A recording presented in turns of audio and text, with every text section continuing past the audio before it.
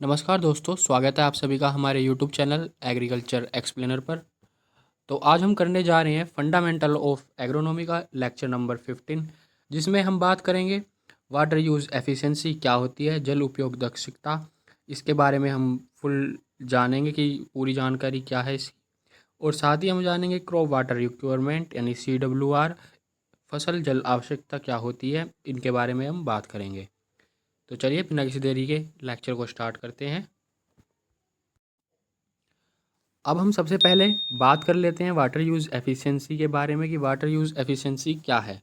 तो देखिए, जैसे आपने पढ़ा था, इनसे पहले लेक्चर में हमने लिया था लेक्चर जिसमें हमने NUE को पढ़ा था यानी न्यूट्रिएंट यूज़ एफिशिएंसी। तो उसी टाइप से ये है WUE यानी कि वाटर यूज़ एफिशिएंसी। अब हमें इसको पढ़ना है, तो देख लेते हैं।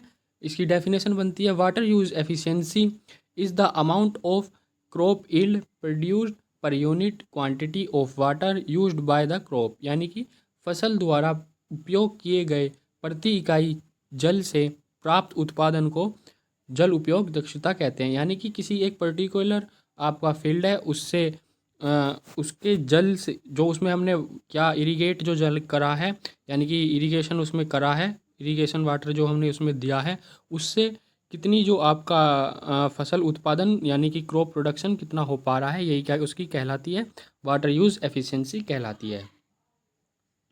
चलिए अब हम आगे चलते हैं और इसका एक फॉर्मूला है, इसको देख लेते हैं। तो इसका फॉर्मूला बनता है crop yield divided by water used, यानी कि फसल उत्पादन और उपयोग किया गया जल, यानी कि क्रॉप यील्ड अपॉन में हम लिखेंगे इसको वाटर यूज्ड, कितना किया गया।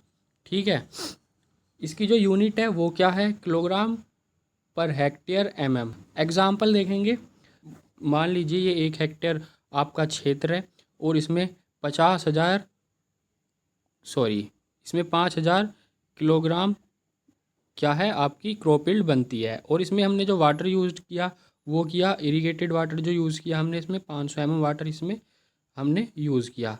तो इसको हम डिवाइड करेंगे किससे, इसको हम डिवाइड करेंगे 5,000 को डिवाइड कर लेंगे 500 से, तो ये आपका आ जाता है 10 किलोग्राम हेक्टेयर MM।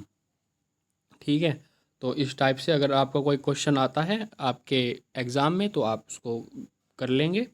चलिए अब आगे चलते हैं, इम्पोर्टेंस देख लेते हैं। यानी वाटर यूज़ एफिशिएंसी का महत्व क्या है, इसके बारे में हम देख लेते हैं। तो सेव इरिगेशन वाटर यानी सिंचाई जल की बचत करता है। इंक्रीज क्रॉप प्रोडक्टिविटी यानी उत्पादन में वृद्धि। रेड्यूस्ड इरिगेशन कॉस्ट यानी सिंचाई लागत कम करता है। इम्प्रूव न्यूट्रिएंट यूज़ यानी कि पोषक तत्वों का बेहतर उपयोग। और सस्टेनेबल एग्रीकल्चर यानी सतत कृषि को बढ़ावा देता है, या फिर ये एक सतत यानी सस्टेनेबल एग्रीकल्चर का एक पार्ट है। ठीक है, इसको अब हम देख लेते हैं प्रभावित करने वाले कारक कौन कौन से हैं। इसको प्रभावित करने वाले कारक हैं क्रॉप वैरायटी यानी फसल की किस्म। मान लीजिए कोई आपकी कोई क्रॉप है और आपकी कोई क्रॉप की ऐसी वैरायटी है जो ज़्यादा है, जो इरिगेटेड वाटर है उसको झेलने की क्षमता नहीं रखती। तो ये सभी ये जो कारक हैं ये आपके वाटर यूज़ एफिशिएंसी को प्रभावित करते हैं। सोइल टाइप यानी मिट्टी का कौन सा प्रकार है। क्लाइमेट जलवायु, इरिगेशन मेथड यानी सिंचाई की विधियाँ, और फर्टिलाइजर मैनेजमेंट यानी उर्वरक प्रबंधन हम किस प्रकार कर रहे हैं, ये भी क्या है, प्रभावित करता है वाटर यूज़ एफिशिएंसी को। और साथ ही वीड कंट्रोल यानी खरपतवार नियंत्रण, ये भी आपका एक मेजर फैक्टर हो जाता है WUE को प्रभावित करने का। अब इसको हम इम्प्रूव कैसे करेंगे वो देख लेते हैं। तो हाउ टू इम्प्रूव UWE को कैसे सुधारेंगे। तो ड्रिप इरिगेशन कर सकते हैं हम, स्प्रिंकल इरिगेशन कर सकते हैं, मल्चिंग कर सकते हैं। मल्चिंग से क्या है, आपका जो वाटर यूज़ एफिशिएंसी है वो बढ़ जाती है। क्यों, क्योंकि जो सनलाइट है वो आपकी डायरेक्ट सॉइल पर नहीं पड़ पाती, जिससे क्या है आपका इवेपोरेशन नहीं हो पाता, या तो कम होता है या बिल्कुल भी नहीं होता। ठीक है, और जो सॉइल में जो मॉइस्चर रहता है वो कंजर्व रहता है, इसलिए मल्चिंग की जाती है और वाटर यूज़ एफिशिएंसी को बढ़ाया जा सकता है। प्रॉपर इरिगेशन शेड्यूल यानी कि उचित समय सिंचाई का समय, यानी कि हम ऐसे समय पर सिंचाई करेंगे जहाँ पर जब क्या है, जब सॉइल में क्या है मॉइस्चर कम होने लगे, या फिर ऐसे ऐसे समय पर करेंगे जब रेन नहीं हो रही होगी और क्रॉप को नीड होगी वाटर की, इरिगेटेड वाटर की, तब हम क्रॉप को इरिगेशन करेंगे। चलिए, वीड मैनेजमेंट यानी खरपतवार नियंत्रण करेंगे और बैलेंस फर्टिलाइज़र का प्रयोग करेंगे। तो ये थे आपके हाउ टू इम्प्रूव यूएई के कुछ टाइप की, कैसे हम डब्ल्यूयूई को इम्प्रूव कर सकते हैं। अब बात करते हैं अपने नेक्स्ट टॉपिक, जो कि है क्रॉप वाटर रिक्वायरमेंट यानी कि CWR यानी फसल की जल आवश्यकता। ठीक है, इसकी जो डेफिनेशन बनती है वो है crop water requirement is the total quantity of water required by a crop from sowing to harvesting for optimum growth. यानी बीज बोने से लेकर कटाई तक फसल को आवश्यक कुल जल की मात्रा को क्रॉप वाटर रिक्वायरमेंट कहते हैं। यानी कि जब हमने सोविंग करी तब से लेकर सोविंग से लेकर हार्वेस्टिंग तक फसल को जल की कुल कितनी मात्रा लगी, यानी कि कुल कितना उसमें वाटर लगा, वो क्या कहलाता है, क्रॉप की वाटर रिक्वायरमेंट कहलाती है। अब हम कंपोनेंट्स देख लेते हैं क्रॉप वाटर रिक्वायरमेंट के कौन कौन से हैं। तो फसल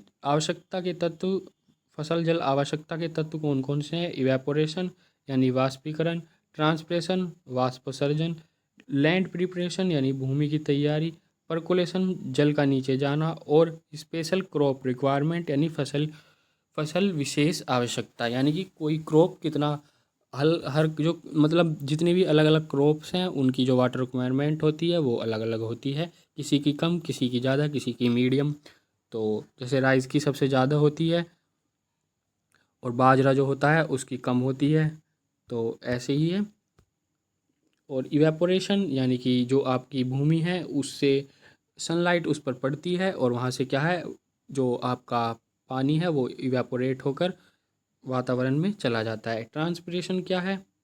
ट्रांसपिरेशन आपका जो पौधे होते हैं यानी कि प्लांट्स होते हैं उनकी पत्तियों से क्या है, उनकी पत्तियों से यानी कि उनकी पत्तियों से क्या लॉस होता है, वाटर लॉस होता है, उसको हम क्या कहते हैं, उसको हम ट्रांसपिरेशन कहते हैं। और इवेपो ट्रांसपिरेशन क्या होते हैं, जब हम इन दोनों को मिक्स कर देंगे तो वो क्या कहलाता है, इवेपो ट्रांसपिरेशन यानी कि वाष्पोत्सर्जन।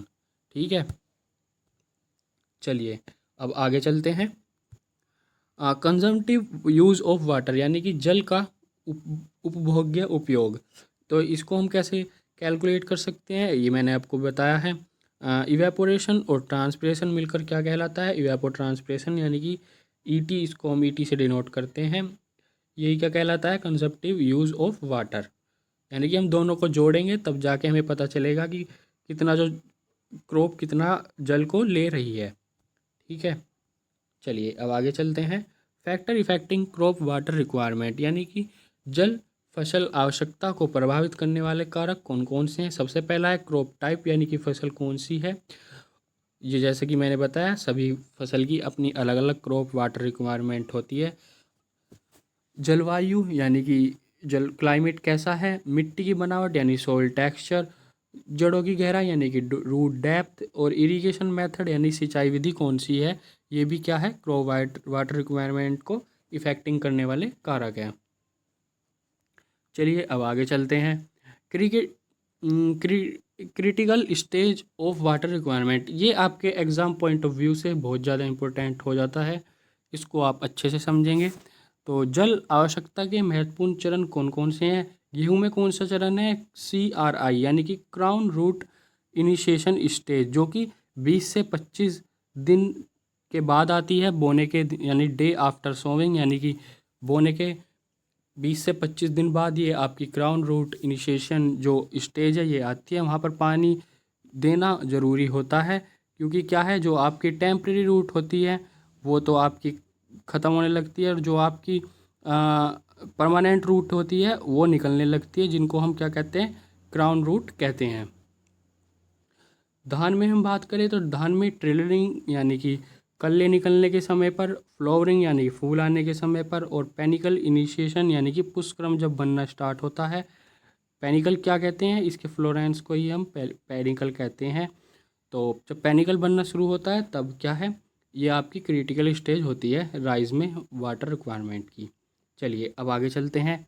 अब आगे हम पहले मक्का की बात कर लेते हैं। तो मक्का में नी हाई यानी कि इसको हम कह सकते हैं जब आपकी मक्का लगभग आपके घुटनों तक आ जाए तब ये होता है। और ये कब होता है, 30 से 45 दिन यानी 30 to 45 डे आफ्टर सोविंग पर इसको हम करते हैं। टेसलिंग और सिल्किंग यानी मेल फ्लावर और फीमेल फ्लावर के आने पर भी हम ये करते हैं। और मस्टर्ड की बात करें तो मस्टर्ड में फ्लावरिंग यानी कि फूल आने के समय पर और पोड फॉर्मेशन यानी जब फली बनती है तब क्या है, ये क्रिटिकल स्टेज होती है। तो ये कुछ क्रॉप्स थी जिनकी मैंने आपको क्रिटिकल स्टेज बता दी हैं। यही वैसे आपकी इम्पोर्टेंट है और ये पूछ ली जाती है अक्सर। अब हम कुछ की पॉइंट्स हैं, इनको देख लेते हैं तो रिवीजन हो जाएगा आपका। तो WUE इसको हम इसका जो फॉर्मूला है वो है ईल्ड अपॉन वाटर यूज्ड, यानी कि कुल जो आपकी ईल्ड आई है आपके फील्ड में से और कितना आपने वाटर यूज़ किया है उसका ये अनुपात होता है। और साथ ही ET का मतलब होता है इवेपोट्रांसपिरेशन। ET का मतलब होता है इवेपोट्रांसपिरेशन, जो कि इवेपोरेशन और ट्रांसपिरेशन दोनों से मिलकर बनता है। यानी कि सॉइल से कितना वाटर लॉस हो रहा है और आपके प्लांट से कितना वाटर लॉस हो रहा है, यानी स्टोमेटा जो होता है उससे कितना वाटर लॉस हो रहा है, इन दोनों के मिक्सचर जोड़ को ही हम क्या कहते हैं, इवेपोट्रांसपिरेशन कहते हैं। और जो ड्रिप इरिगेशन होती है वो हाईएस्ट यूज़ एफिशिएंसी रखती है। जो ड्रिप यानी टपक या फिर बूंद बूंद सिंचाई होती है वो क्या है, वो हाईएस्ट आपकी WUE रखती है, यानी वाटर यूज़ एफिशिएंसी रखती है। तो ये था आपका लेक्चर। अगले लेक्चर में हम जानेंगे कि इरिगेशन शेड्यूलिंग क्या होती है और इरिगेशन मेथड कौन कौन से हैं, इनके बारे में डिटेल से चर्चा करेंगे। अभी के लिए आप हमारे चैनल को सब्सक्राइब कर लीजिए अगर अभी तक आपने हमारे चैनल को सब्सक्राइब नहीं किया है, अपने फ्रेंड्स के साथ शेयर कीजिए। मिलते हैं अगले ऐसे ही इन्फॉर्मेटिव और एग्रीकल्चर रिलेटेड टॉपिक्स के साथ। तब तक के लिए जय हिंद, जय भारत, धन्यवाद।